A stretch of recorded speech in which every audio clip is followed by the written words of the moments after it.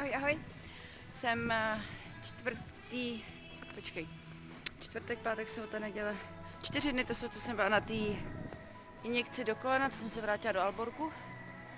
A vypadá to asi tak jako, že můžu udělat tohle.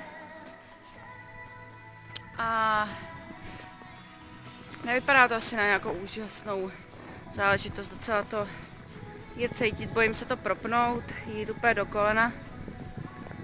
A 2 dny jsem byla teďka na ledě bez bruslí. Dneska jsem si řekla, že si je teda vemu, ale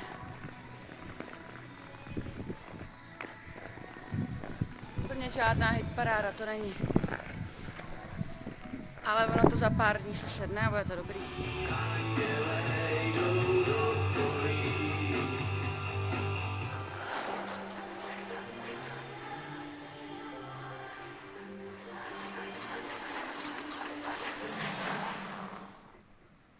To je docela sranda tady, protože jsem takhle. A takhle se zvedám a jsem takhle. Takže dolů a nahoru.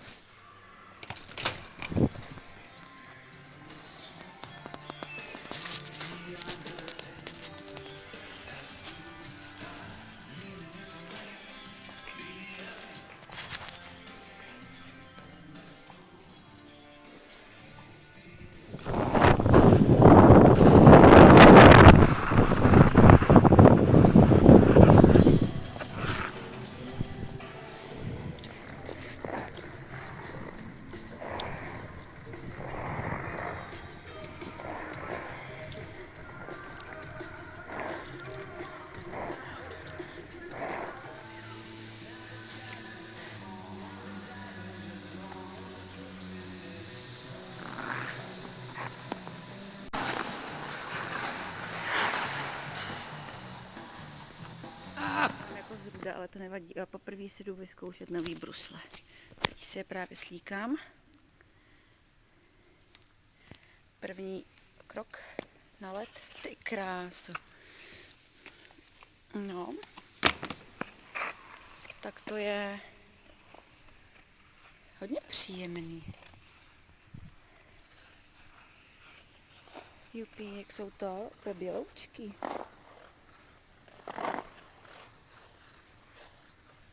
Jsou takový hrozně dlouhý ty nože.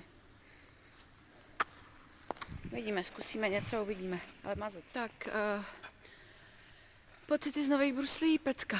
Jedním slovem pecka, jsou úplně výborný, akorát mají klenbu, což moje brusle neměly dlouhou dobu a bolí mě nohy a to jsem tady tak 5 minut na tom ledě.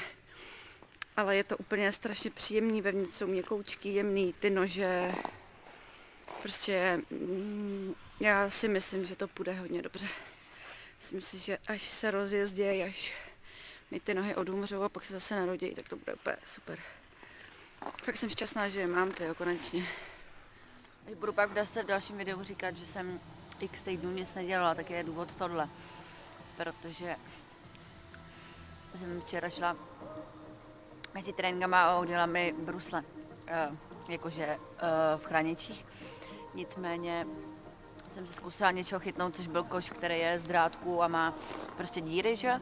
Tak mi tam takhle vlíknul ten prst a trošku se otočil ve směru, kdy jsem hodila pak držku už na zem. Takže to, že jsem tady o hodinu dřív, vypadám takhle, jo. Takže možná bych mohla jít jako někam repovat. Čus.